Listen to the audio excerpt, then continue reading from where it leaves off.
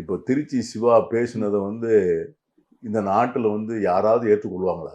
அதை பேச வேண்டிய அவசியம் உண்டா? இன்னைக்கு அவர் பேசியதை முதலமைச்சரே அதை ஏற்றுக்கொள்ள மாட்டார். ஏற்றுக்கொள்ளாம தான் அவர் அவ்வளவு பெரிய விளக்கமான அறிக்கை கொடுத்தார்.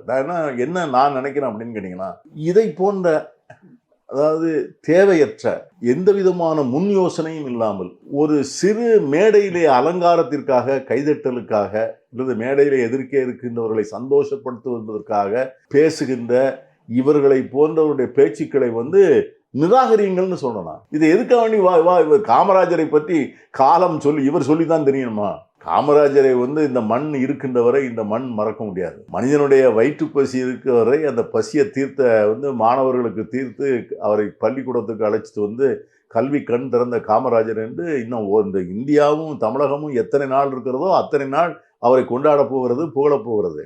அவருடைய தியாகம், அவருடைய தன்னலமற்ற தொண்டு, இதெல்லாம் யார் சொல்ல, அதை பற்றி சொல்றதுக்கு இன்னைக்கு இந்தியாவில் யாருக்கும் தகுதியே கிடையாது. காமராஜரை பற்றி விமர்சிப்பதற்கோ, காமராஜரினுடைய வாழ்க்கையை பற்றி விமர்சனம் செய்வதற்கோ இந்தியாவில் இன்னைக்கு வாழ்கின்ற எந்த தலைவருக்கும் தகுதி கிடையாது. These are all immaterial.